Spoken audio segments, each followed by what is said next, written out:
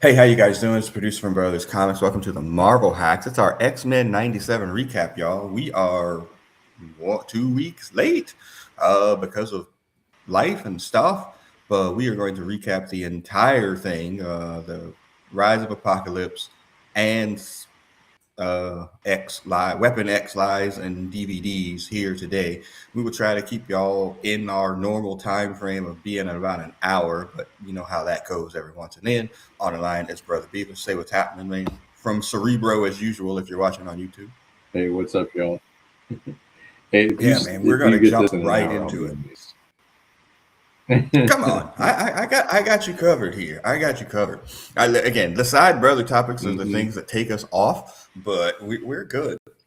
So to recap, our previous episode did the first two of season three because they were a standalone story about the story of Apocalypse in the future with Nathan Dave Sprague and Cable. And we gave you all of that. We gave you all the comic book information that you would have wanted to know.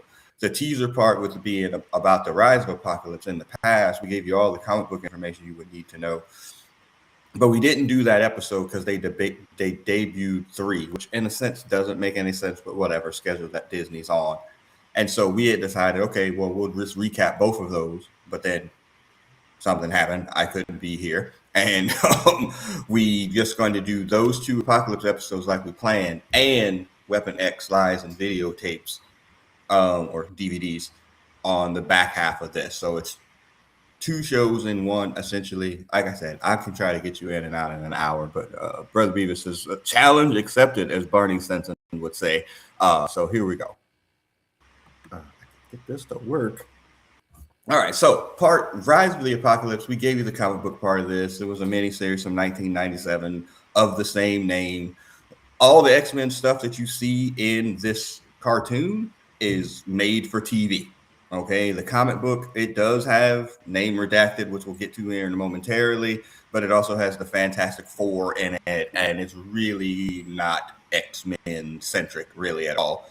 And you know, the story is very similar. You know, he born a slave, you know, but again, his story is, you know, his lack of acceptance, his lack of a love interest in the book kind of turns him evil a little bit, and where he rises up to become the Apocalypse that we all know and love.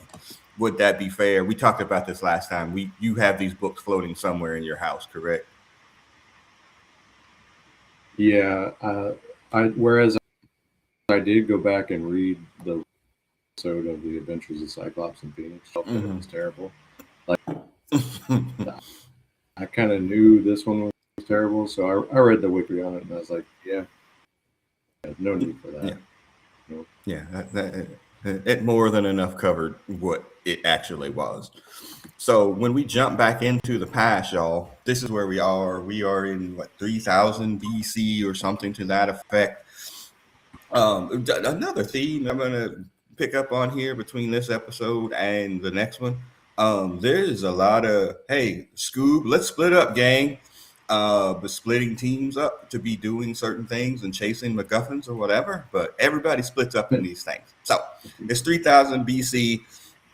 We got Magneto, we got Professor Xavier, we got Beast, we got Nightcrawler and Rogue as our X-Men team there. Apocalypse has been a freed slave by his. It doesn't talk about it in here, but it's essentially Ball is the person that frees him. They lead a bunch of red troops or red shirts called the Sand Troopers, and basically they've gotten to this point where they've been time displaced. Magneto has become this mentor to Apocalypse, essentially saying, like, well, you don't really need to like stomp out the people that are weaker than you, giving him this bastardized version of Xavier's dream. And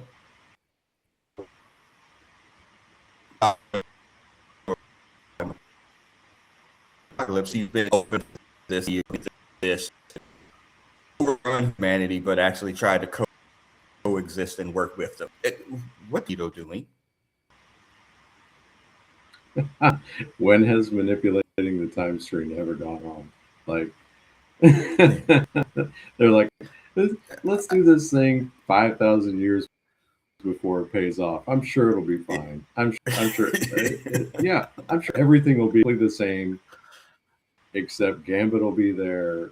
I guess Yeah, Magda. Everybody yeah, gets and their Genosha won't happy be ever destroyed. after. What could happen in 5,000 Yeah, years?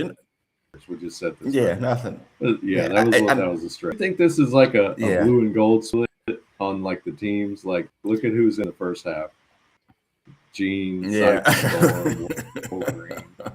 yeah. Like they could take on some cops, as Big Hutch would say, because they got nothing else to do. Yeah, Beast ain't needing I nobody. mean, yeah, Rogue. I mean, Magneto is super powerful, which is going to be demonstrated here very soon. But Xavier's worthless, Nightcrawler's worthless, Beast is worthless, and Rogue is still all busted up from what happened to Gambit. So, yeah, it ain't your strongest team, that's for sure. As strong as she Um, is right now, yeah, yeah. So basically, they know, and the X-Men have been working on trying to find a way home. They've been using Rama Tut's technology, which is clearly from the future, and they just don't have enough power. That's basically what Beast has come up with. There's just not enough power in the machinery that we have stolen to be able to power this device to get us home. So that's our setup for really the first two episodes, or these two episodes, and this, the theme plays through. So it is the rise of Apocalypse. So they're going to go and make a storm, no pun intended. They are going to storm the Ramatat to try to take him over. He goes out there and gives quite the Braveheart speech. We get the survival of the fittest chant, at the end there, and a bunch of red shirts for his sandstorms.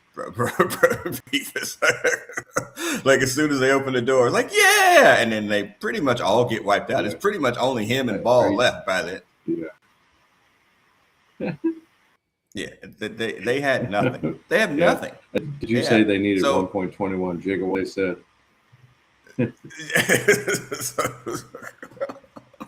We ain't got enough power, son.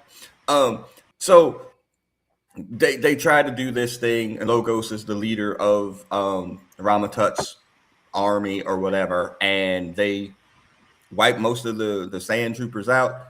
They get to En Sabanur, and he hulks up, so to speak, and he gets inside the castle. He throws a freaking elephant by its tusk and spins it around like in a very, okay, this dude is real powerful kind of way.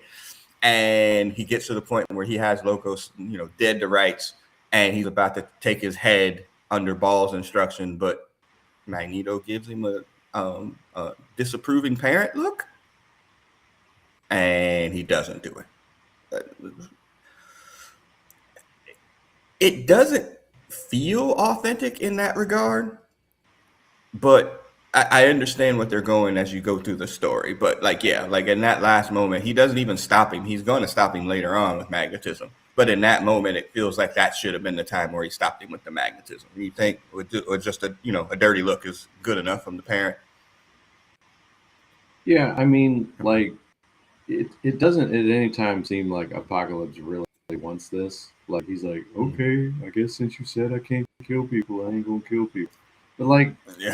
it's like he was never really good, and this is a pipe dream by Magneto. But yeah, I mean, the hallmark of the show is a sort of like plot lines, storyline, scripts. So like we're getting a lot of Apocalypse evolution in a short period of time. So here's what we got. Yeah. The flip side of that defense, or if I may offer, the flip side of that is Apocalypse kind of sucks. So I agree. Getting through it and quickly is actually pretty good, because again, we all know how this was going to end anyway. So and again, Xavier knows how it's going to end. He keeps telling like Magneto, like and Beast is too. It's like this is inevitable. Like what we're doing is not going to work. And Beast calls it out later. Xavier calls it out early. Like even though Xavier goes along the plot into the second episode, like, but this isn't going to work at all. So why are we even trying to do this? And just it'll come up here in a bit, and like Magneto's just obsessed with the idea of what happened to Genosha. Like we need to really fix that. And instead of jumping far ahead and getting us to Krakoa and repopulating the mutant population, he thinks that he can go back in time and fix it, which is, I mean, like, whatever. I mean, it's a comic book plot. It's not like it's out of the ordinary for what we're talking about, but yeah, it's interesting. All right. Like I said, but I'm sorry. Oh, I was gonna say like, and did we establish that like Apocalypse's actual mutant power is like blue and Yeah. strength? Like he's just strong. Like that's pretty much it. Yes. Yeah, it's Okay. got to come up when we get to the ascension. But yes, right now he's Yeah, just strong and blue. Yeah, and ugly, I believe, is also his yeah. mutant power. Meanwhile, the other Which, two blue mutants happen to be. So. yeah, yeah, it's yeah. Are we related? But okay. So all blue people look alike. Anyway, so There'll be a story where we find out Mystique and Sabretooth are his dad. So or his mom. yeah. But anyway, so yeah, so Magneto, if we can turn her now, it'll erase like all of this stuff. I mean, yeah, don't fuck with the timeline, Barry. It doesn't really work out that way. Embrace Xavier's dream, even though it is kind of a bastardized version of it. Um, so they realize that something's going on with Logos, that he knows more information during the interrogation process. It's like, okay, I'm going to go into his mind or whatever and see what's happening. But a lot of it is blocked. Like once he gets inside there, he hears all of these voices, a voice that sounds, vaguely familiar to us from the previous cartoon, maybe, or at least words from the previous cartoon. It's just all of this stuff is leading up to, it's leading up to this, what's going to happen, where they eventually find out that the X-Men are time travelers, or they find their secret lab where they had been working on this time traveling dimension part of it. And, you know, in Sabanur is unhappy with this. It's like, what is this? What are these symbols? What are you building a weapon to try to destroy me? Ball is like, man, I told you so, son. They're not who they say they are. We need to do something about that. Logos gets his head completely lopped off. And while that is happening, Ramatut is watching what happens through the chopped off head of Logos. But yeah, that's it. Okay, so we talked about this about Jubilee. Can we talk about how Bishop got a glow up here too? That they actually have. I think they have done a much better job with Bishop in this series than they've done in the previous series. I mean, Besides the like haircut. he does. Yeah, I mean, his haircut. Like it depends on how you feel about the Jerry curl mullet. Like it is spectacular, but probably is a thing of its own time. But like he doesn't make the like I'm a cop speeches as much as he used to. I think that's a positive thing. Yeah. Like he's like good for one shot. Like he shoots people and then discharge and he shoots so he gets a couple big shots. I guess he's like I don't know. He's all right. I think they still got some work to go relative to the other glow ups. Let's say. Okay. The bar is the floor for Bishop on this show, though, because it was so bad before. Like again, the haircut I think is definitely a good idea that they did that. Time to empty the reserves. You also have stuff. We need to get you back to the 1990s. That line, it's killed me every single time at this point. Like I'm almost on the floor laughing. But I wonder if his original stories were kind of bastardized. Like I don't even know that they get to the XSE. They had got Fitz Richard in there, but like it's unclear like how his cartoon counterpart relates to his comic book counterpart to me. But side brother topic. So again, this show, not necessarily this episode, but the next episode is just full of references to the original series. So I went back and I watched, a couple of episodes, the start of season 3, which was the alien invasion with Mariko or Yuriko and the alien ship that comes down there. I watched Obsession, which is where Archangel gets obsessed with trying to kill like Apocalypse, and that episode. And I think I watched and the Brood, air quotation, episode. I want to go. I'm going to get you, Cody. This is Cody like, okay, guess we're not doing that. You know what? Maybe not. Two things.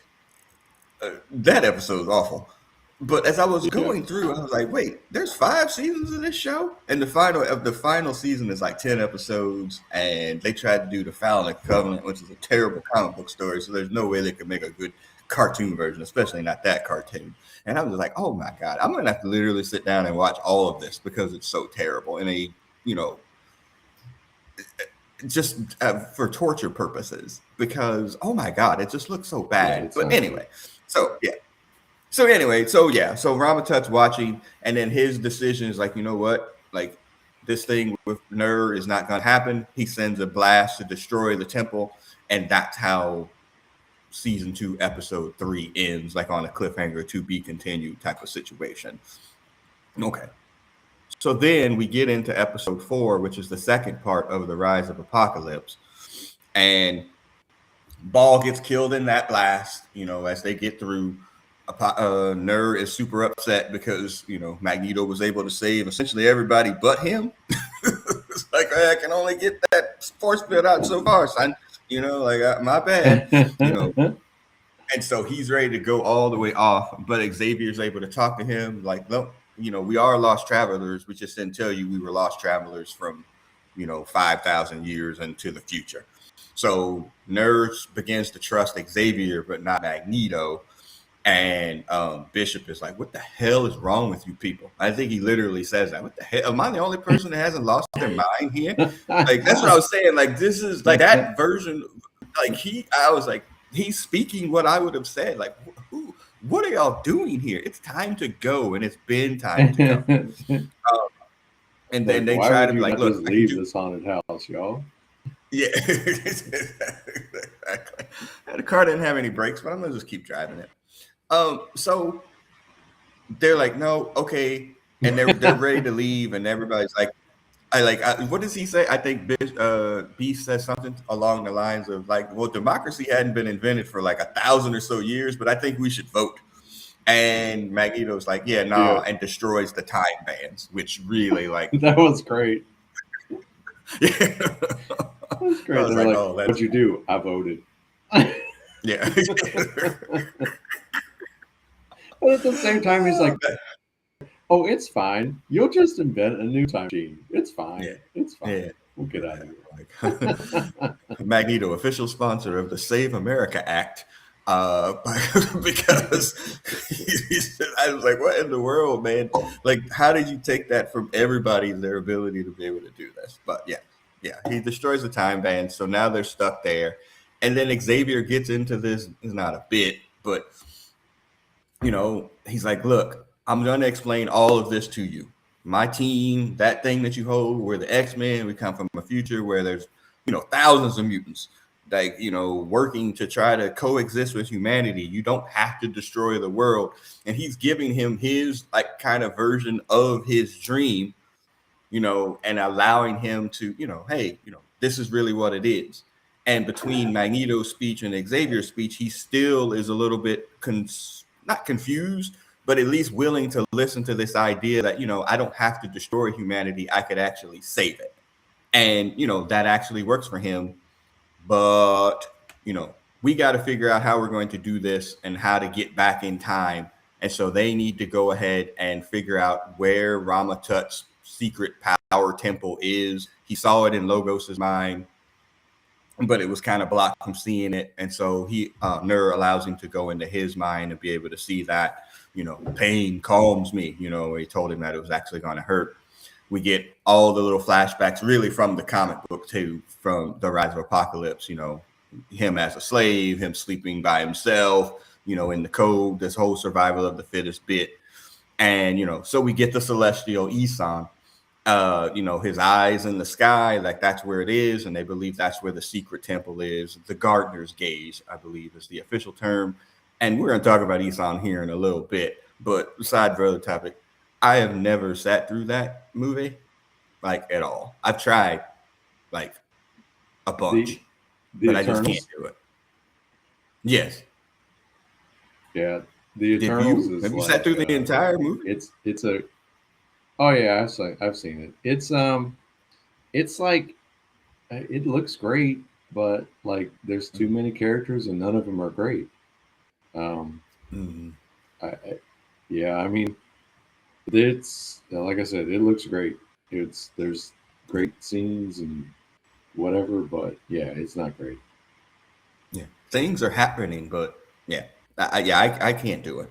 So, but this is also now, and something that you've talked about really since we've been doing this show, is using the cartoons to blend in elements of the MCU. Like, well, we can't really Mhm. tell a full Eson story or something like that. We can blend these little things in to give a hint that these are connected universes, which this is clearly done. Like Eson's in what Guardians of the Galaxy. Yeah, Where they've already introduced the Eternals and all the second half movies here. With the probably the biggest appearance being in the Captain America movie with Falcon. So, like, I think this is a way of moving everything forward. There's a whole theory about that too in regards to mutants and Isan and this power. But like, I think this is finally your vision coming to life, so to speak, of these movies being connected to the MCU. yeah, and I think you can do so much more in the cartoons. Like it just makes sense. Like I'd rather watch a half-hour cartoon with a big cosmic super battle looks great, look a lot great GI fest third act to a movie that just like looks completely flat. So, I mean, Right. there's certainly comic books that make for good movies, but like to me, the more fantastical stuff, like all that, if you were ever to do like Fantastic Four, Negative Zone bullshit, or even like Yeah. Quantumania, all of that like would have been better as just like a cartoon, in my opinion. Yeah. Yeah. And them willing to embrace that moving forward is probably progress, question mark. Um, Mhm. So I'm down with that part of it for sure. All right. But the problem is, like, it straddles the like the people that are going to pay hundreds of millions of dollars for the movie aren't going to sit through like something like this and be like, oh, I recognize that scene from a comic. I recognize that from here to there. Like, it's just Right. it's still this kind of challenge of like, who are we serving? Are we trying to get that? Mhm. We trying to get that mainstream money? Are we trying Right. to like satisfy the comic book nerds? And Yeah. so it's to me it's like you you you satisfy, you go for the mainstream money, but you put the teasers in there just to keep the nerds from being outraged. It's kind of Yeah. like, I think that's the bet that the MCU has made, and when they've kept it, they've done well. When they try and deviate, like, it just doesn't go well. I saw something online. It was like, when you put these things in there, whether you call them Easter eggs or whether you call them connected parts of your universe, for the person that's just going to go see the movie one time, it completely skips over their head. But Mhm. to the hardcore comic book nerd, because they're going to go, shout out to Sandman, they're going to go see Batman versus Superman 3 times. And because now like I'm looking for those things, and then it's oh, did you see that part? And I have several thousand questions to be able to explain it comic book nerdy when I watch it to whoever my other comic book nerd friends are. So I think that's what it is. It's the repeat viewer, that's Yeah. going to go see the movie multiple times because of those types of things, not the person that just shows, like my wife is going to just show up to the movie to see it one time with everybody, but she doesn't care about any of those types of things. So, all Yeah. right. All right. So, yeah. So they go travel to the temple. They camp out at night. Rogue, again, devastated by Gambit. Like her whole bit and siding with Magneto is that maybe we could overturn Genosha and get Gambit back. It's the only reason, because it's all about love. Nerds like, yeah, that's weakness. That's really from that. That's literally from the comic book. It was literally from the comic book. Ball had said that to him in the comic. Like that. Love is weakness. Because again, in the comic book, a big subplot of that is him falling in love with somebody and being rejected, which again turns him into an incel. Um, so in in And he starts look maxing and bone smashing yeah, and everything else. exactly. Yeah, he's gonna start doing all of those things. Oh, Yeah. he's look at that taper. Apocalypse, you got that taper. Oh goodness. So anyways, they go into Xavier's trying to get some sleep, and then Ramatut comes to him. Did you notice that looked like Cerebro that he put onto Yeah, his head? yeah, yeah, Okay, yeah. 100%. And I was like, oh wait, he's walking with a Cerebro there too. And then he's like, who are you? Xavier. He's like, I got many names: Nathaniel, Victor, Kang, blah blah blah blah. And you hear all the different voices going on in his head, saying and doing these things while they're talking. And Xavier calls it out. It's like you're all the same person. Like he recognized, like, yo, you're some sort of time traveler or something. And what is your whole goal here? And he wants to stop Nerd too, but not because he's worried about the future of humanity. He wants to be able to conquer this timeline. And they get to the temple where the Celestial is. Finally, let's split up, gang. So they go to search for the power, and it's so like now that I call it out, if you didn't see it before, now you're like, damn, again, they're gonna split the team up. So Xavier and Bishop and Nerve go to one side, Beast, Rogue, and Magneto on the other, and then Beast realizes eventually here, like, hey, wait a second, we're in Ship. And I watched that episode, like I said. This is from our timeline. Like Ship was a weapon of Apocalypse. Like now Beast puts it all together too. Like, oh crap, we're in trouble. And then on Xavier's and Bishop's side, once they get inside that part of the temple, they see all the hieroglyphs of like Apocalypse rising to power. And like he's like, wait a minute, this is me. Like, hold on a second. Like, this is me. Like, yeah. And then Xavier has a great line, like through telepathy. Yeah, he knows everything. We need you here immediately. Like, oh my god, like he's recognizing, like we're doomed here. And he's like, you're stopping me from being who I was always meant to be. And then we get to that part where Eason is drawing Nerve to come into this thing with that big old, which is kind of goofy. I thought, like, okay, so you already know what he's gonna look like here, blah blah blah. I don't know, but yeah, and they try to stop him from getting into that to have this transformation process, which I thought was actually kind of cool.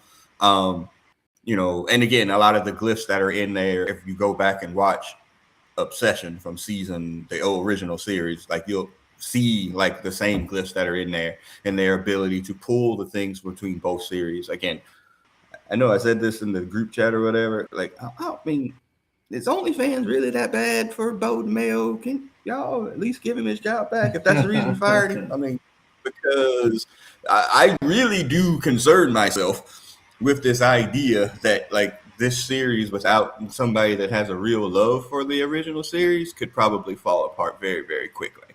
But yeah. So there's that. But was he writer or producer of these things? Both. Or all things. Yeah. Okay. So showrunner, and then on some episodes you see that he's writing them too. And this will come to tie it back all together. Go ahead. Oh, I was gonna say because they do have people from the original production team that are part of this, right? Yeah, like Larry Houston, I think is still one of the live. Yeah. Avi Arad, I believe, is still too. But so we get to the Ascension. So he stops them. He goes into this thing and he gets transformed from M'Saba Noor into Apocalypse.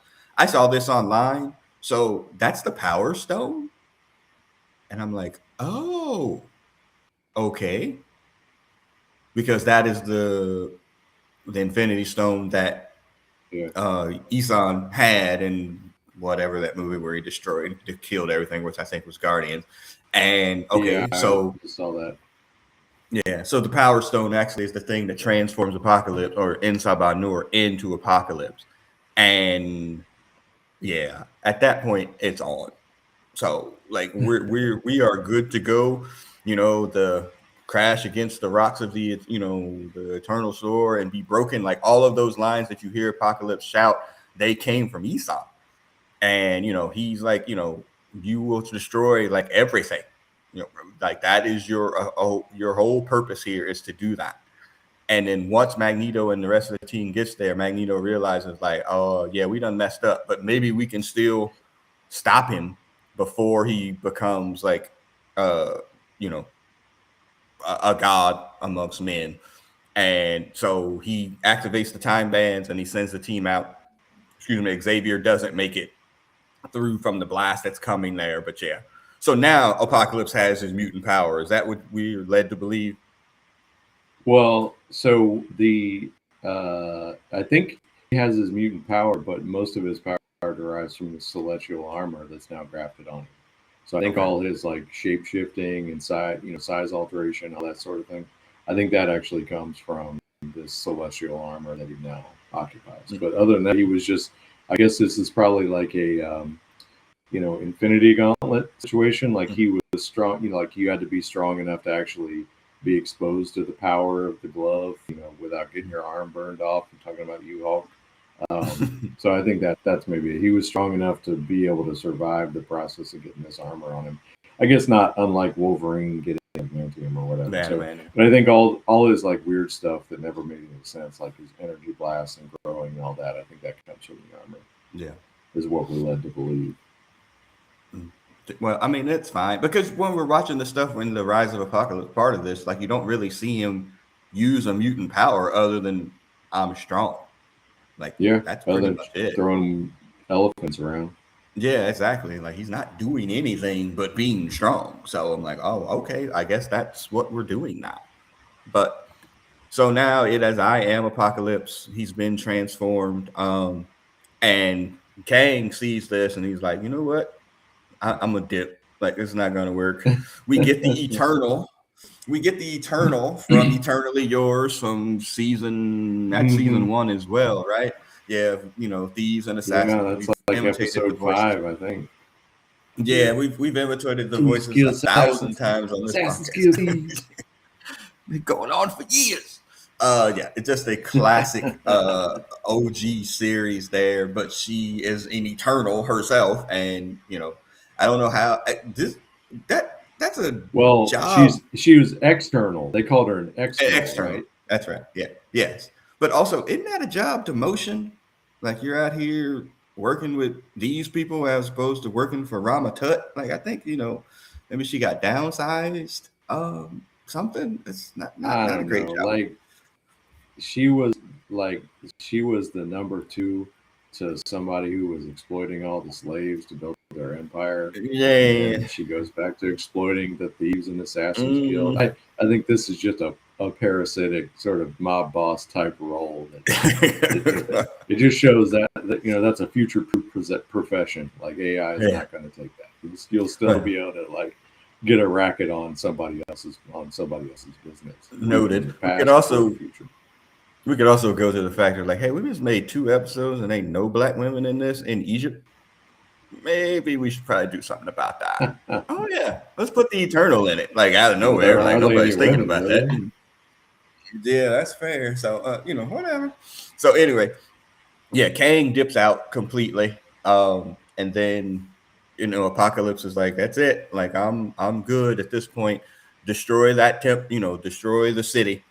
Take it to atoms, I do believe is what his actual thing was. And then he and Magneto, Magneto attempts to stop him, but he's just very, very powerful at this time. Xavier tries to do the thing, where he makes him relive his past to try to get the pain, which he did to, Magneto in the comic books and other people, look at all the pain that you've caused or you've been through and it doesn't really work.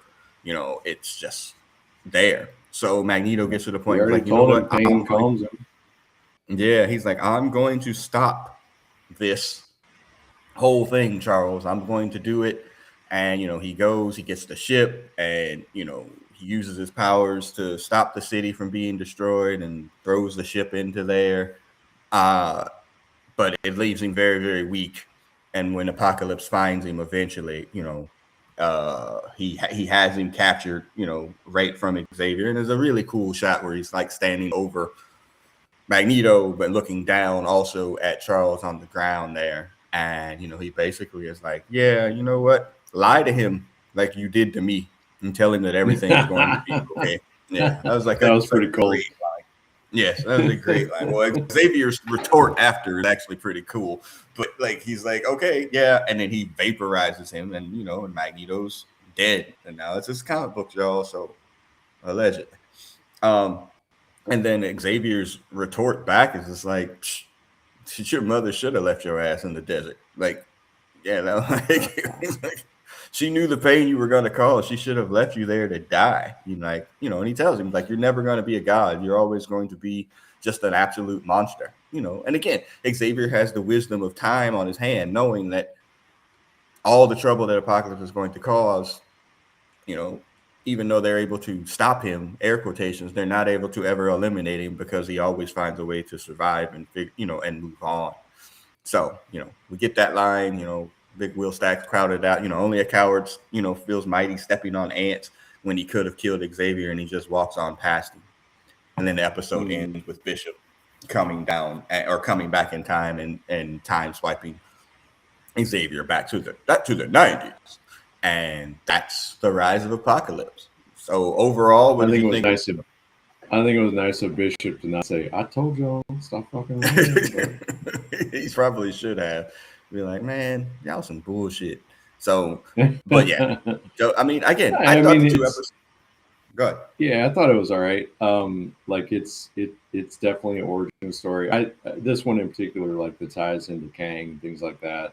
You always have to. I guess we'll probably hit this, but like you wonder what if with the a certain person's misstep, another person's missteps in the MCU that deprived us of some potentially good storylines. So it was good. Like this is, if you go to like who's got the most complicated backstory, obviously Cable number 1, Jean probably number 2, Apocalypse could be a strong number 3. So yeah. But what I'm wondering is, I mean, obviously we know we're getting Gambit back as a Horseman. Yeah. I'm assuming now we get Magneto back as a Horseman.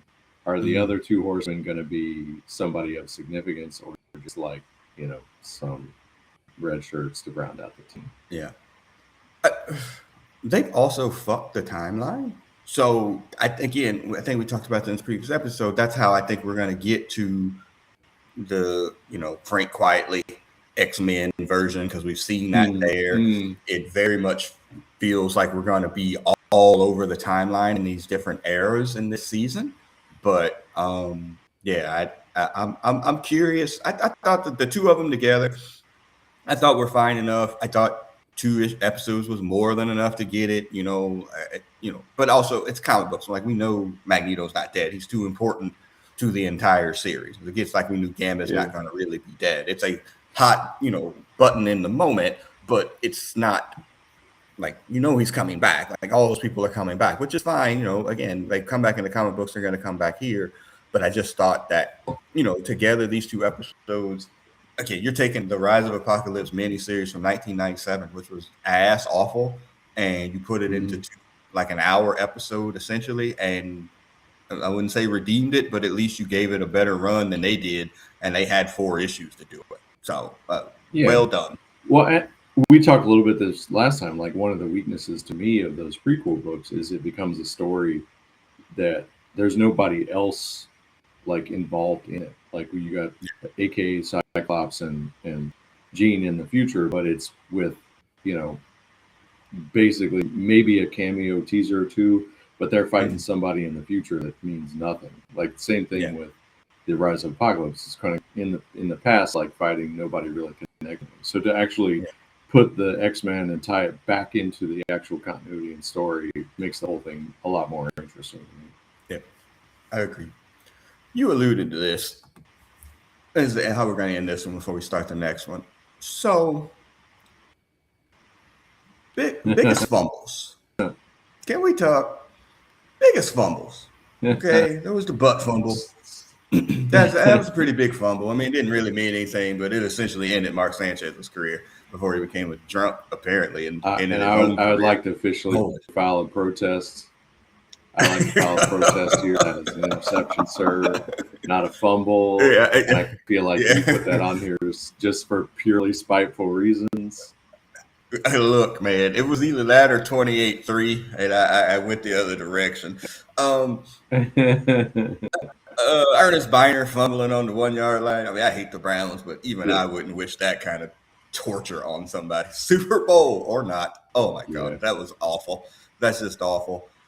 Uh, uh, the Jonathan Majors fumble is probably one of the biggest, and probably not getting enough credit for how bad of a fumble it was, because they were literally about to build the entire universe around Kang. I mean, again, people forget that, there were supposed to be two essentially Kang movies here, and they had to take all of that out because of his indiscretions, so to speak.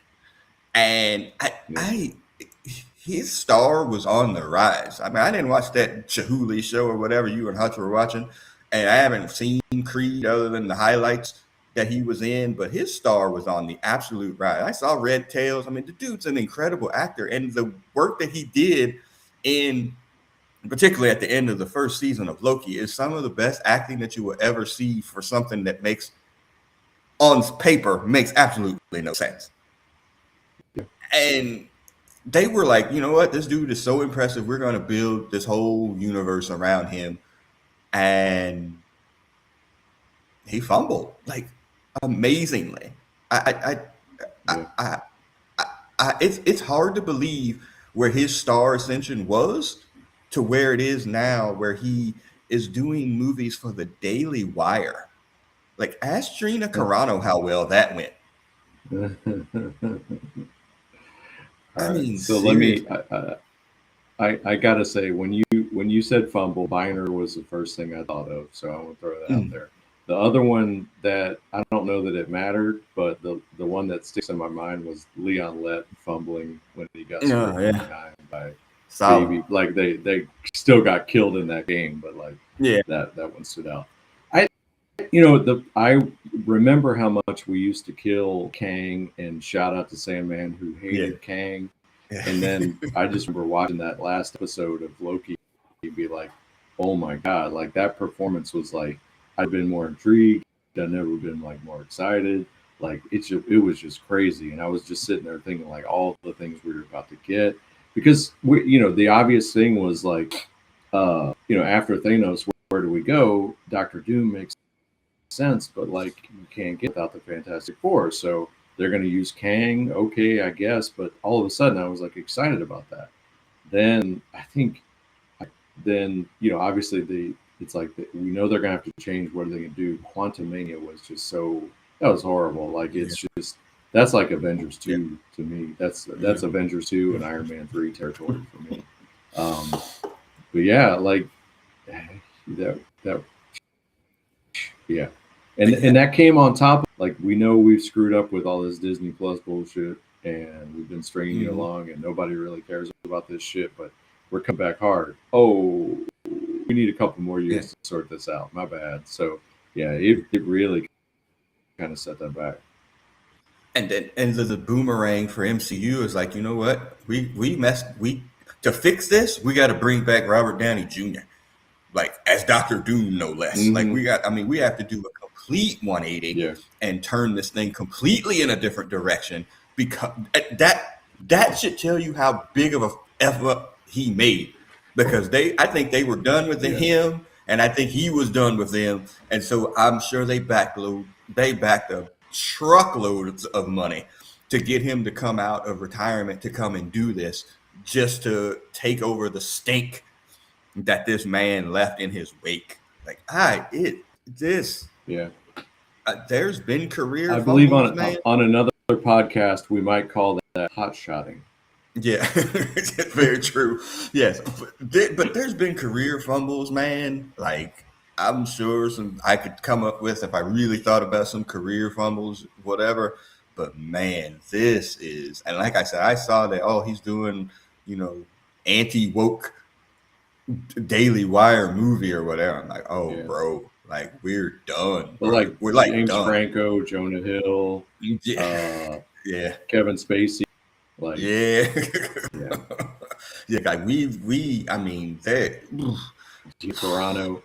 Gina Carano. I mean, that's the only That's the only like nerd comparison that I can think of, like off the top of my head, and only because of the link between Daily Wire. But like, whoa, and it's so deep too. You know, you get caught allegedly. Well, not allegedly, he was found guilty or whatever of freaking abuse, domestic abuse on this white girl. And then like he's done like all the career things to try to fix it, to like get black people to get back on his side. The new black girlfriend, which he never dated any black people before in his previous life, is Megan Goods, got has a fairly decent reputation amongst like black people or whatever. So now I'm dating Megan Good, but she's a weirdo, like kind of Christian too. So like black people kind of skeptical of her as well. So of course, like like in the black community, it was like, yeah, of course he would pick her because that would be the one that would do some dumb shit like this. And now like this attempts to try to like fix it, it's just bad. It's just bad. And I don't understand. My daughter's a public relations major.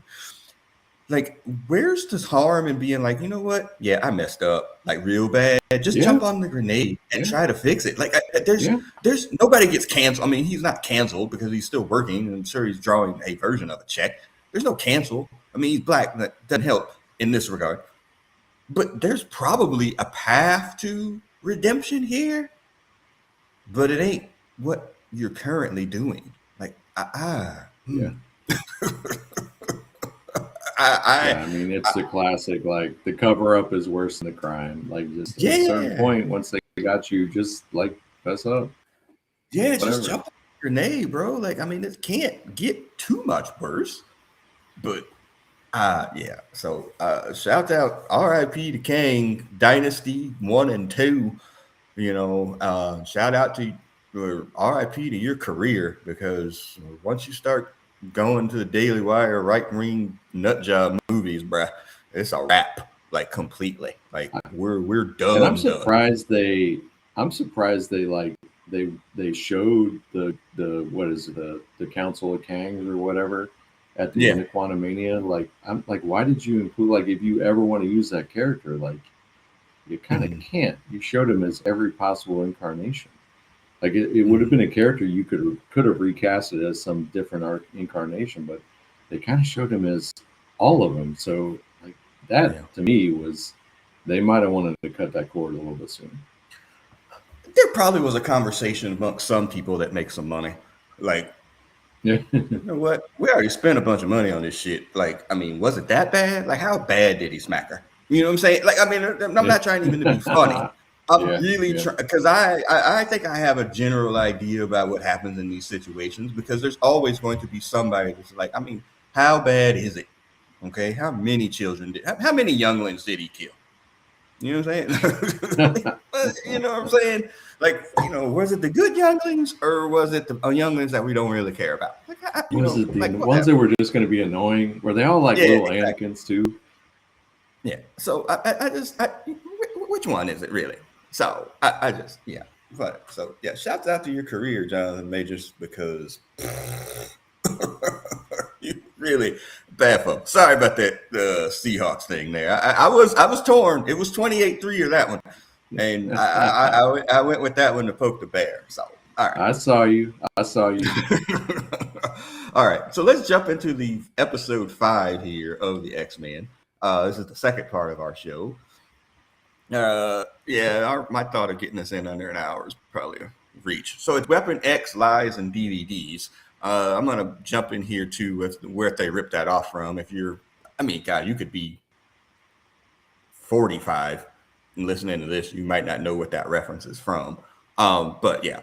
So we finally get this Wolverine-centric story. They pull from this classic X-Men cover of, from back in the day, where you see Black Widow at the end of episode 4. Black Widow, Captain America, and Wolverine. A classic cover, like a classic in the sense that if you were collecting comics at that time, you were going to pay a little bit of money to get this book if you didn't have it. I know I did. I know I have it in my collection currently or whatever. But yes, essentially, hey, Wolverine meets with Cap and Black Widow. Like, hey, I'm getting the band back together, for this job about Weapon X. Now, this comic actually is this Jim Lee's first, like, this is like Jim Lee first cover or something like that? It was something like that. Yeah, it was something. And this book will cost you a little bit of money now if you have a grade 10 copy. I thought I put it on here, but I didn't. But yeah, I saw yeah, some in here, it, but I don't. yeah, it's to deal with something with Weapon X, and Wolverine alludes, so he's going to get the band back together. Okay, so moving forward, before I continue on this will literally be the last nice thing I say about Weapon X and comic books. Like, if you're a comic book reader, any Weapon X story in the comics is really not very good. Now, maybe they changed in the modern comics, but I doubt it because comics generally don't get better as they get older. They get a lot worse. It's some of the most confusing, unnecessary, irrelevant chase comic book crap that they did through the 90s and into the early 2000s. Tell me when I'm wrong.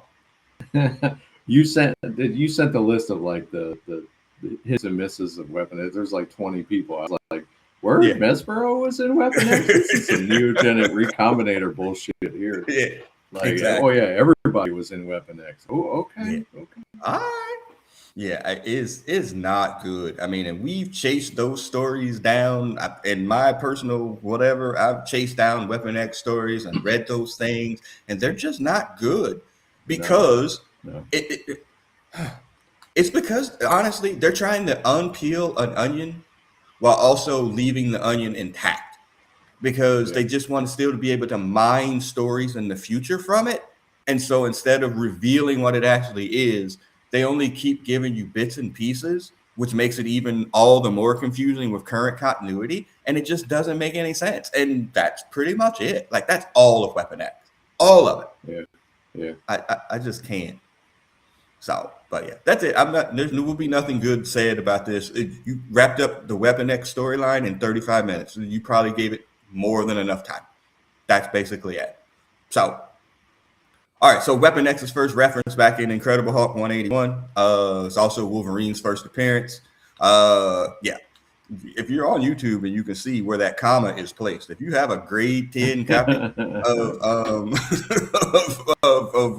Incredible Hulk 181, yeah, that's $120,000. Uh, yeah. So shouts out to you if you have that particular comic book. And then, yeah, if you have the Weapon X comic book where they try to reveal this story from before, like $500. I mean, this again, I'm shitting on it, but apparently collectors are not, brother. Yeah, I don't think I have that. Marvel Comics Presents was always that was dicey at best. Be like, oh, okay, Yeah. this could be good. And it was like, oh, you're still doing this. All right, okay, whatever. So yeah, it was like a bad 2-in-1. Yeah, very bad. Yes, I 1,000% agree with that. So yeah, it's yeah. So they start this. We've done Weapon X in the original cartoon as well, where we got to see Alpha Flight, which we'll talk about here in a little bit as well. I mean, they already alluded to this. They even told like little flashback stories from the comic books too, with Maverick as well, like in the original series. So I mean, this is not uncharted territory. And then the other person that's in freaking Weapon X that we're not going to speak of, besides Garrison Kane, is Deadpool. We won't speak on it because it's just not like there. And again, previous to the other episode, Disney, Marvel is like, we are not paying Rob Liefeld a fucking nickel. Like, if it's a nickel, it's too much. And we're going to use Garrison Kane? Bet. We're just going to kill him within the first 5 minutes. Like, because he's useless. Just like they killed everybody in that Deadpool 2 movie as well. Because they're all useless characters. Every single one is just the quote chasing Amy, big guns, big tit era of freaking comic books in the 90s. For me, he was always like, oh, what's better than a superhero with one robot arm? Superhero with 2 robot arms. It's like, come on, man. Yeah, man, this is that particular comic book artist at his worst. Honestly, like, this at his worst. And I know Fabian Messina got to be sitting at home sometimes on the toilet, like, this motherfucker. Like, man, I can't. I mean, because of you, I can't get my part of the residuals because of you. Because we are not going to. We are not giving this man a penny more than we have to, and I don't blame him because he's an idiot. But man, oh man. So yeah, but yeah, all these Has other he people like. has he twittered off on this yet? Like, has he spoken up about how that his masterpiece was again misrepresented and appropriated? Just the thing I showed you from the first, or I think I sent in the group chat from the first episode, is that where they didn't have like all the other sorry X Force people, that they didn't put them in there, and he was like, well, because they knew they'd have to give me money if they use my characters, and blah blah blah blah. Yeah. So other than that, no. But again, it's not like they don't owe Deadpool, but there had to be something like if he talks, we got to pay him this. If he doesn't, you know what I'm saying? Like there has to be like that. Yeah. Minutia of freaking billable lawyer hours in there down to the cent of like what they could actually pay 25 seconds of the song before you have to exactly. Yeah, I mean I'm sure it's down to the absolute minutia, and they did the minimum that they could to have any of his characters in there. I mean they let Garrison Kane talk in here, but yeah, the only Weapon X or those people that anybody care about, Wolverine, now X-23 is very popular, Deadpool and Sabretooth.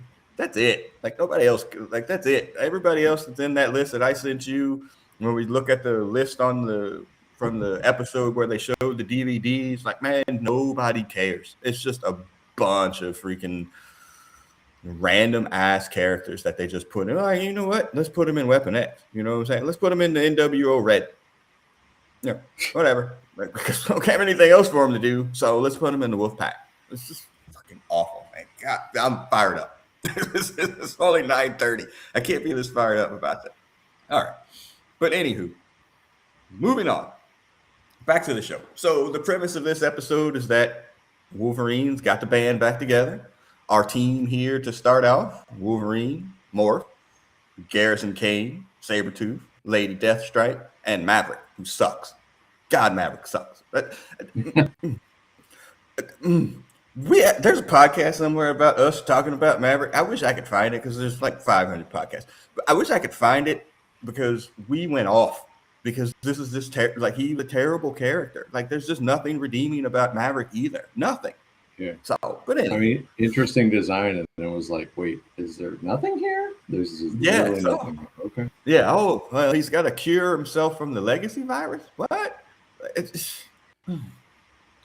Anyway, so yeah, he gets this team together under the premise that I heard Dr. Cornelius is doing new experiments again. It's the file that he got from Captain America and Black Widow. So he gets the team together. Everybody's got something against Dr. Cornelius, so we're going to go take him down. So as they're flying over, which I would assume to be somewhere in the Canadian Rockies or whatever, the plane gets hit by birds that look to be infected with something. They crash land. Again, why couldn't we have done Wendigo here, Brother Beaver? I don't know. Does Rob Liefeld own that too? Yeah, or Dave Cockrum. Somebody owned that shit, and because they did not put Wendigo, I'm like, why are you putting Wendigo in this? This would make all the sense in the world to do Wendigo here. But no, but yeah. So a team gets separated again. Garrison Kane gets impaled very quickly on a tree or whatnot, and then Logan is missing for a second, and he comes back, and then they finally notice that Logan doesn't have his adamantium. So that's our premise. Like, hey, we're still trying to get over this thing, even though our ship has been destroyed, and that's that. So we do have to talk about this a little bit, though. Let's split up, gang. So they go to the facility, like, all right, well, we need a new ship. As Morph bring this up, like, we can't, get out of here without a ship. Like, we need a ship to get out of here. And then, like, all right, well, let's split up. We'll go and then try to figure out how we're going to do it. They get inside the facility. They see a lot of dead people, like, everywhere, all clawed up, all dead or whatever, before they finally come on Dr. Cornelius here, who is in charge of the Weapon X program. He's been infected, y'all, by something. It's the Brood. Oh my goodness. I can't believe you weren't hyped for this when this happened. Again, I watched this at super early in the morning and I was super hyped. Let me finally get this Brood episode. I was hyped when I saw it, but I was like, you obviously you could tell something was going on, but I did not think that they were going here because it's Yeah, I did. not. Even though there is the picture that they gave us, but he's not inherently the Brood are not inherently a Wolverine thing, and this was very much like, all right, let's give you every bit of Wolverine you could possibly have. So I Yeah. was hyped. I was surprised. I did not see it coming because I was like, what the heck's going on? The one thing I kept like waiting for was I was waiting to see like, oh, they're going to show us like dead uh, Gladiator and Heather Hudson somewhere in this lab too. Are they going Yeah. to like get rid of Yeah. them? That was the one thing I was like looking for. Well, we'll talk about Morph here in a bit, Yeah. and Alpha Flight. But I was like, oh, okay, yeah, this makes sense. They tried to do this. I think that's the next slide. They tried to do this in the original cartoon, and it was awful. I mean, they It do was give us like a horrible. little, yeah, they do give us a little shout out of like a picture of a brood in one of the other episodes, but they don't do a full brood episode. It's yeah, Love in Vain. It's not great. Yeah. I Just did not remember Deathstrike being part of that story. yeah, just She very was? briefly. Yeah. Okay. So it's not good. It's All I primarily a remember, and we already made this joke, Cody. Yeah, all I Cody. remember. Yes. Cody comes back. Cody comes back to bring, Cody is the boy that Rose kissed who lost, and he got all messed up. But he comes back and Not he's like, Cody "We won't be Rhodes. together, Rose." Yeah. I kept as I was watching it, all it made me want to do is to I kept referencing our conversation about Rogue and Gambit's lack of education from a previous podcast. I was like, Cody probably didn't finish high school either. Yeah. It's like there's no way Cody Well, finished in high school Cody's either. defense, he was put into a coma when he was like That's 15. fair. He So might have had a little brain damage. He had to like go, take some different maybe he went classes. back and got his GED, but he definitely had to get Hey, re-educated hey. for a profession. Yeah, it's so He watered might. down because go ahead. I'm sorry, but yeah, they Nah, had it to. was bad.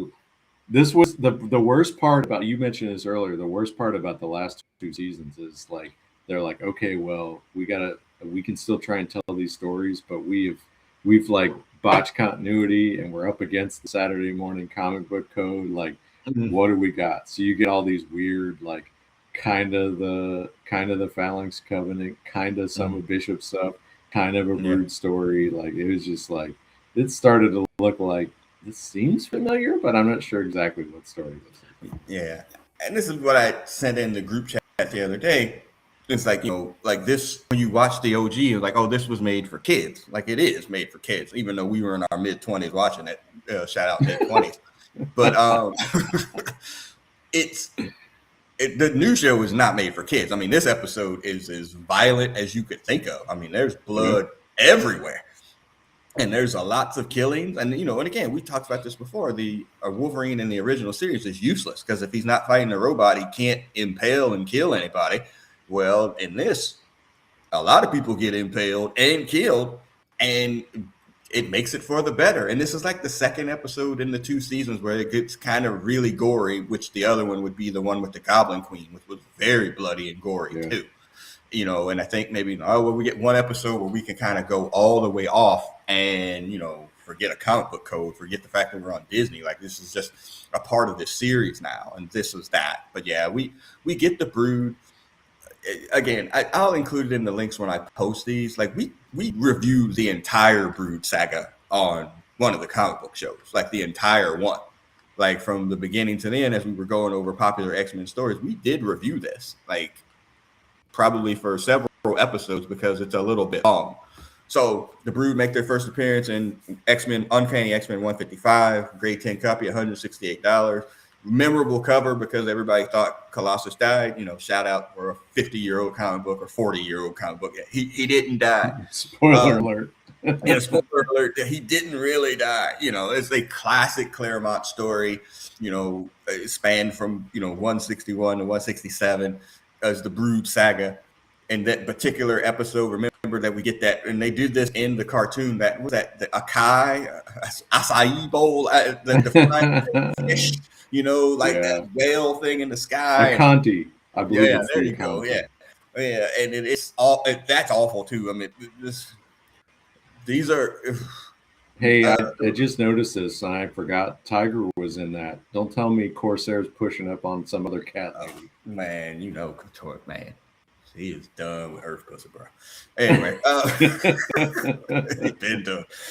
So yeah, Oh, these what's are up, girl? I see you covered in fur and got a tail. Let me get that number. yeah, for real. Yeah, that old Dave Chappelle joke. You know how long it took me to teach this monkey.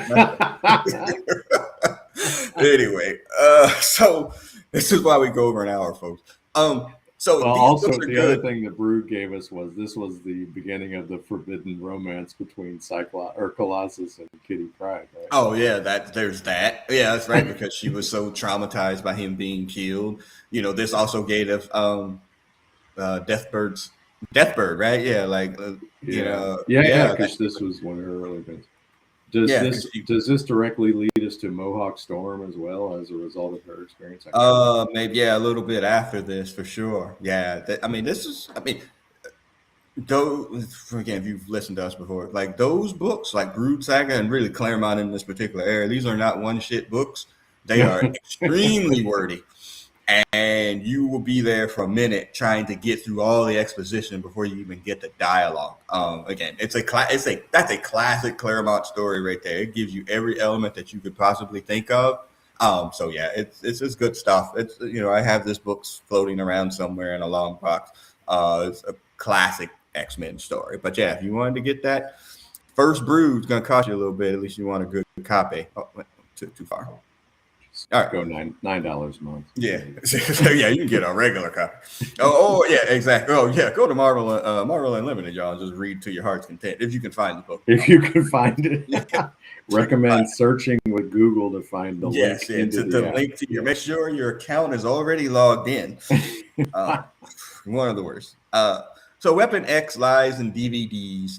So as the team splits up, they go to Dr. Cornelius's lab. They find like all these DVDs. The shout out, I preferred laser disc line from yeah, Yeah. from Late Death Strike there. And then again, it's just a bunch of DVDs of people that have been through this program. Again, many of the names nobody cares about. When I saw Phantom X on there, I was like, Yeah, nope, I was we're worried. done. I was worried. Yeah, I was like, yep, you know what? We're doing this. We're absolutely out. Nope. These are just a bunch of people. Again, nobody cares about anybody besides X-23, Wolverine, Deadpool. And yeah, anyway. But yeah, that's it. Okay, so you had to been like, I mean, again, you could be a certain age. So this is a takeoff of a bad 90s indie movie called Sex Lies and Videotapes, starring which will how I was going to word this the whole time. Somebody that we are very familiar with hated that particular lead actress with a passion. And not a particular fan of her either myself, but yeah, it's just a bad indie movie. I mean, if you're a fan of James Spader, okay, but it's just a bad indie movie that people really enjoyed. And I was like, I remember watching him like, this is a terrible freaking movie. But anyway, Yeah. James Spader, like, look at his filmography. He's like, I try to tell y'all I'm a freak. yeah, he You need to did check get on. out The Secretary next. Yeah. He was on a run too. Yeah, there was that movie. There was the one he did with Rob Lowe after Rob Lowe's scandal. Ain't that James Spader too? Bad Influence. I'm pretty sure that's after. Yeah. Anyway, so they're looking for that. They're stalked by the Brood. They put in a DVD. They called it. That's Maggot, right? That they were running these tests to see if they could, use the Brood DNA with the mutant DNA to see if they could figure it out, and the Brood DNA would just take over. That was Maggot that they did the test on where it didn't work. That's what it looked like to me, and hopefully it was, because then we won't have to get Maggot's story. But I think it also could have been generic mutant number 6. Okay. Yeah. Yeah, but no, I was trying to figure that out, and that also occurred to me, but I don't know. Yeah, Maggot sucks. Also, yeah, they're not a good time there either in the comic books. So they're getting stalked by the Brood. They figure out, well, the Brood only going to mate with the strongest, and who's the best at doing whatever they do. They also run into In Stasis Omega Red, who, again, if you listen to us, we run that character into the ground where he belongs and stomped on his grave, which he can't because he's undead apparently. But he's just a terrible character, just an absolute awful character as well. But we'll get back to Omega Red momentarily. Okay, so a ruse on the show and in the comics. So basically, what they're having to do, Wolverine has created this plan to go back and get his adamantium. Like that was the plan. It wasn't able to take down Weapon X. He did incomplete without his cause. We're jumping to the end here. And, you know, when he disappeared from when the plane crashed, apparently he was infected by the Brood. And so instead of going to the vehicle chamber, he was actually going to the adamantium chamber to try to get his adamantium back. We'll get to, you know, that part in a second. So we've reviewed this comic book before. It was at the end of season 1 where Magneto removes the adamantium from Wolverine. Yeah. And we've done that. What's that? The CGI price on that? If you have it with the foil copy or whatever, $150. Not bad on a grade 10 copy. And then he eventually does get his adamantium back. And I texted y'all yesterday. I was like, how long did you think that was between him losing his stuff back in 1991 or 2 or whatever, 93, I believe it was, and then getting it back? It was 1999. It was 6 years. I did not have. That's 8 years. 91 to 99. I did not have 8 years in the Wolverine adamantium raffle. Yeah, can you imagine? But I kind of vaguely remember because obviously I'm back in the game at that time.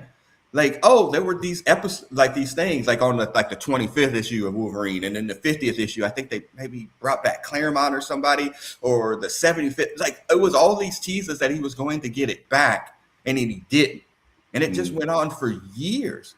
And shouts out, if you got a bunch of Wolverine individual comic books, you are a masochist because those books suck. They're terrible, man. I mean, there is not there. I can't even think of one run, let alone multiple runs in a Wolverine solo book that's been any good. I mean, you horrible. Man, just absolutely terrible stuff. And so it goes on for years that he doesn't get it. It finally happens in, what's that, 175, 145, which is not, he should have done it in 150, I guess. And it goes on Wolverine. Because remember, Sabretooth got the adamantium before Wolverine got it back. And then he killed Cypher and took the adamantium off of him, if I recall correctly. And then it went to Sabretooth. And then Yeah, and then he has to fight under the guise of Apocalypse. Like, if you can defeat the enhanced Sabretooth with adamantium, without you, whatever, I'll give you back your adamantium, but you have to become like my Horseman Death, and he does. And then there's this time where Wolverine is the Horseman Death. He has his whole face covered, and I'm like, come on, man, he's like 5'2". Y'all don't really know that's Wolverine. Like, seriously, like y'all are the greatest world's detectives here, and that's the story. But it was so long in between, like getting his powers back. I mean, Storm was without her powers for a bit, but not that long. I mean, it was probably a couple of years that she's without her powers, but it wasn't 8 years. Like, that's just crazy to me. But that's, again, if you have those books, I mean, again, we reviewed definitely the Death of a Dream and him getting his adamantium pulled off, and then they fix that quickly here as we talk about, like, oh yeah, that happened here. All right, we're going to give him back his adamantium because, again, like you said, every X-Men story, every Wolverine story, let's just stick them all in here at once, get it out of the way. So I was thinking, I was a little bit surprised because, again, with my theory of we're going to get Magneto and Gambit as Horsemen, I thought they might throw Wolverine in the mix as well. But seemingly, if the adamantium restored, then that takes that storyline off the table. But we'll see. Yeah, I'm fine with that though too. So they get down into one of the adamantium chamber, and they run into Maverick, who was split off with Wolverine in the search, and he drops the classic Aliens line, "Game over, man! It's game over!" And I'm like, God, I'm watching that. I'm like, I know at least 3 people that got that joke personally. So I was like, okay. And so Wolverine, and then we'll talk about it in a second, that shot from that particular comic book. But yeah, they wind up getting into this fight battle, and they wind up breaking the stasis chamber for Omega Red. So awakening Omega Red, he can't be infected because he's undead. They established that, and that they need to save Wolverine. You know, it's like, even if we don't, like, we leave them here, the Brood are going to take over the world, like, here soon enough. Like, once they get out, I'm not sure how they hadn't gotten out already, but once they get out, you know, it's game over for the Earth at this particular point. But yes, we get a chance to see Brood enhance Wolverine. It leads to that cover. So that's a classic X-Men story as well. This is a Brood story. This which is from one of your favorite eras, sir, from when the X-Men are in Australia, correct? Yeah. Very underrated stretch for me. But yeah, no, this is where you start to see the Easter eggs coming. I'm like, oh, I know what we're gonna see here. Yeah, and that was me at whatever o'clock in the morning. I'm like, oh, okay, I see what you're doing right now. You know, and again, it's, you know, grade 10 copy, $124. I mean, it's a classic cover of the X-Men, and again, you know, an underrated era of the X-Men as they are. You know, after the Siege Perilous? Yeah. No, before this. Well, I don't know where this was. 234. I think that would have been before, maybe right around. But yeah, no, this is after like essentially the X Factor team splits off. I think it's after Fall of the Mutants. They're dead and they go to the Outback. So yeah, no, that's like to me, like, my favorite comics a lot of times are you get the B team in terms of like the roster, but like the A creative team, and just tell good stories with characters you didn't expect. Those are the kind of the books I like the best. Is this Silvestri at this point? Yeah, that would have been. Okay. I don't know if it's I don't know if that's him on that, but it looks like it based on the signature, but it's definitely his era. Yeah. And so, you know, we get that cover shot. Wolverine, you know, starts killing everything and everybody. And then they come up with this plan, like, no, look, man, Sabretooth's like, dude, he was not where he was supposed to be. Like, he was trying to get his adamantium back. I knew I was right. Like, I think he even used "damn it" on this cartoon. He's like, damn, I knew I was right.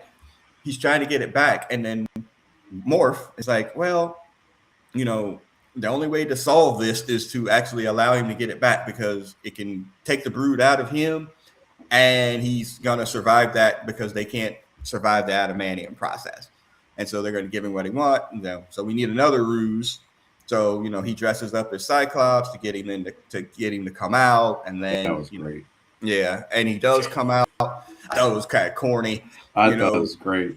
Yeah, we're going to talk about Morph here momentarily, but he gets him to come out, and, you know, eventually the Sabretooth goes off script because, you know, he hates Wolverine, and they get him back on script with Lady Deathstrike or whatever that gets him, you know, back into the chamber. He gets the adamantium bonnet back to him, and he comes back out actually after Omega Red comes back to start killing most of these Brood, you know, and it's, I'm back, baby. He's got his claws, and he starts, I would say this is our cartoon version of a Berserker Rage, right? Yeah. I mean, we get the Frank Miller cover here, right? Yeah. I mean, we get I mean, he goes off, like, he's killing and things and everywhere. And again, this is as gory as it's going to get for this particular cartoon. And he's, you know, kicking ass and taking names all over the place. And I don't that's what I was saying. I was like, okay, this is what we're supposed to do. And I never thought about the idea that, like, oh yeah, if we just get all these Wolverine stories in at once, we're perfectly fine. Yeah. The one thing I kept thinking about was, like, remember how bad the animation was for the Wolverine Sabretooth fight? Oh, in, like, yeah. Episode 4, they would like basically grapple and then monkey flip each other. Yeah. And it's a brutal fight that him and Sabretooth had before, because Sabretooth is all jacked up, even when they get back onto the plane. Yeah. You know, but they figure out, like, okay, we're going to leave. We leave all the Brood, down in the building with Omega Red fighting, killing some, and then knocking him down as well. And they blow up the entire building, killing all of the Brood, you know, before they get back out onto the plane. And, you know, we have this scene between Tomo, which they told this story about, essentially somebody that's a lapdog for some bigger person that you're always doing what they say, but, you know, they'll never love you. You know, and they teased this fact in season 1 that, you know, Morph is in love with Logan. And, you know, obviously those feelings aren't reciprocated in that regard, but he's also a friend of him too. And, you know, he's telling him, like, you know, taking shots. Sabretooth was Yeah, taking shots. yeah, he was. He was very close to maybe Yeah. a line there, but Yeah, like the fortunate that HR wasn't on the team, he wasn't part of the team that they put together here. yeah, we forgot to screen that part for HR. Um, and he tells him, he's like, like you got your claws back, he's like, what is some of us can only be who they are. Yeah, So I am yeah, what I am. Um, and he's like, don't that make you sad, Logan? Like, it makes me sad that you feel that you can only be this particular person, right. and it essentially goes off, they do the claw thing where he's looking at the claws like the classic, Hulk cover, looking Yeah, at himself through his claws. And that was it. Like, I mean, I thought it was really good. Like I said, I didn't think about the idea. It's like, well, let's just put all this stuff because there's not going to be another Wolverine story, y'all. If y'all are getting yourself hyped, it's been a season and a half at this point. Like, this is it for Logan. He is a secondary character on this show, which yeah, is what it could and should be. And I'm perfectly fine with it because we've had more than enough Wolverine, man. yeah. I mean, I think that was the great thing about the first season was the movies had become so Wolverine. So even the X-Men movies had become so Wolverine centric. Yeah, Plus, we were still getting bad Wolverine movies. It was like yeah, enough is enough. So yeah. I thought it was great. The thing with Morph, that the story was like Tomo was he became everything he needed to be for his samurai, and she says it ended badly for him. Which you think like, okay, so he died, but that's not actually the worst outcome for Morph. Because Morph realizes like, because Morph's like, you were there for me, I'm here for you, and he realizes that Wolverine lied to him, and it's more about like probably the realization that whatever he was holding out for that relationship, like Mhm. that was the part that was broken, and that no matter what he is, no matter what he becomes, he will not be enough for Yeah, Wolverine and whatever they were going to be. So yeah, that was pretty strong. Like I thought that was a really great element of the story of like that the breakdown of Morph. I'll be interested to see where he goes from here. Actually, yeah. Well, I is it? think, And is and this this is, AI? I was going to ask you, like, did somebody I, do I, this? Or is it... I don't, I have no idea. I just saw it All online, right, but all right, it's easier for me to do this than try to yeah, clip those pictures out of that show. yeah, So let's again. We talked about Jubilee, talked a little bit about Bishop, and now we can talk a little bit about Morph. Okay, so again, in the original series, a character created to kill because he was useless, and they bring him back, on his little revenge plot or whatever because he's been turned evil by Sinister, but he's really just kind of sporadically used or whatever. So nobody cared about Morph. He was only created for the TV show because they probably couldn't use Mimic or whatever it was back then in terms of the trademarks and copyrights. So we have Age of Apocalypse where they bring Morph back to the comic books and they create him into a character that's still kind of a joke. They take his face off and they just create him as this, white faced character and he can transform into people like he always does. But in that book, he's actually useful, as a character.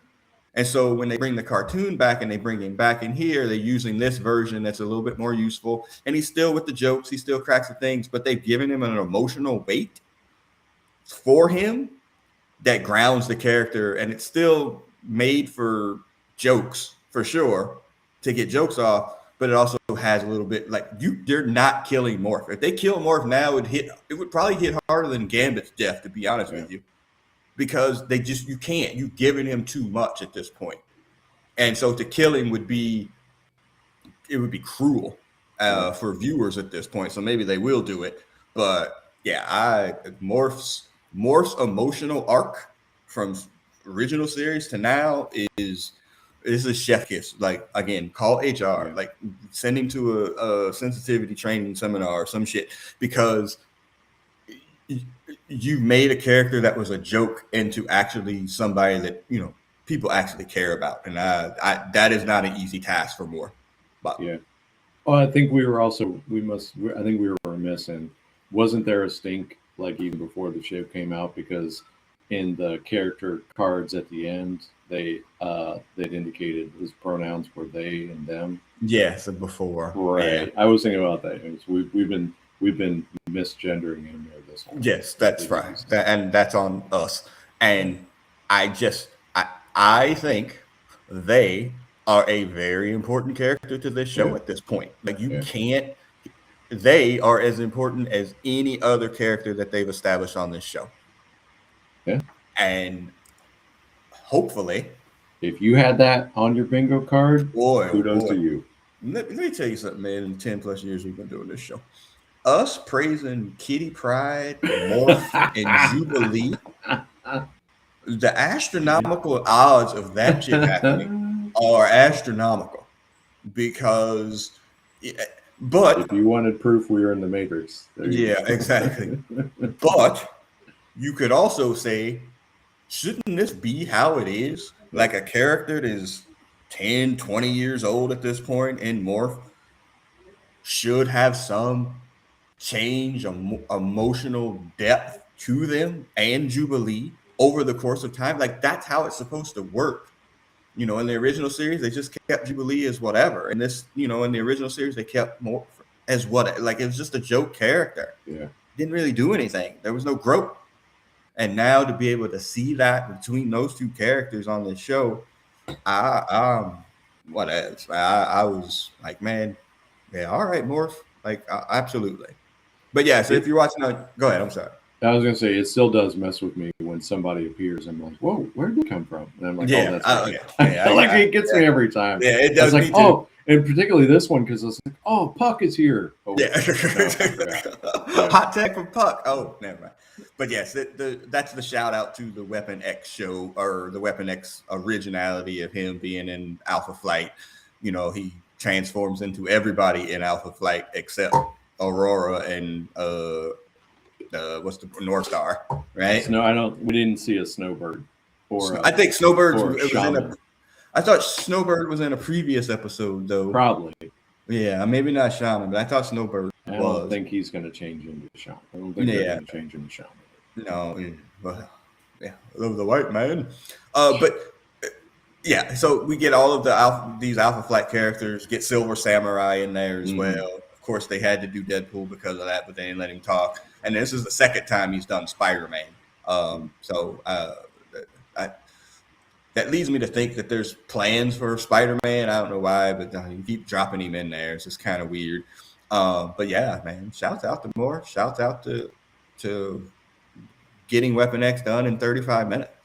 I'm perfectly fine. Yeah. So could you Google real fast, what is the next episode? Does it give us a clue as to where we're going with this show? Yeah, I was looking at this earlier, not earlier today, but I was trying to figure out what comes next because I was kind of lukewarm on the Apocalypse stuff, but I was kind of hyped after this one, so I was like, all right, yeah. I remember looking at the titles and not being clear on what was coming next. Okay, that's fine. I'm curious as to how that's going to work, but yeah, we'll be back on the regular schedule. I'm going back to work actually on Monday, so yeah. Yeah. So episode 6 is danger.exe, which is a danger. That's where the danger room becomes an actual entity, I think. Then Strangeland, Savage Heart, The Dead Man's Hand, and Survival of the Fittest. So it sounds like we got a danger story, which I don't know anything what they're going to spin around that. Then we're going to the Savage Land, and then I'm assuming we're going to be back to Apocalypse and get the Gambit. Yeah, to end the season, right? Okay. I mean, I'm fine. I'm good. Watching this show is literally a highlight of my week. Mm-hmm. You know, again, I'm an early riser to begin with for working out purposes. Just giving me an extra freaking half hour to get started. I'm gonna watch this show at 4:00 in the morning, and like, oh my gosh, you know, and my mind's already racing. Like, oh, okay, what are we gonna do? Where are we going? Like, again, like I said, kids don't watch cartoons. This is completely made for adults, and this episode in particular was completely made for adults who collect comic books. This is the most comic book centric version of it's short of the Phoenix Saga, which they just were ripping literally off the pages of the comic book. This is by far the most comic book centric one that I think that they've done, where they were like, hey, we're going to give you this, we're going to give you this, we're going to keep it in that world, and there you go. And that's a gazillion comic books across a gazillion different eras. But, you know, if you read half a gazillion, you probably got all those reference points and you were probably happy for it. And I would be one of those half a gazillion people. And, I popped for all of those moments that they did. So Yeah. shout out. Okay. Well, like I said, we'll be back on a regularly scheduled program. Hopefully this week. The show comes out on Wednesday. We'll figure it out, by before the end of the week and get this out. Much easier to do one episode as opposed to three, y'all. Especially one that was so freaking comic book heavy. Like that was like, oh wait, I remember this. Oh, wait, but I don't remember exactly where it came from. I'm gonna need to Google and look and image search for a lot of these things. So, all right. All right, so as the X-Men, the animated music plays out on the podcast side, I am the producer and I'm signing off. Go ahead and sign off, Brother Beavis. All right, see y'all next time. Everybody, we'll see y'all in a week or so. Peace. Stop recording.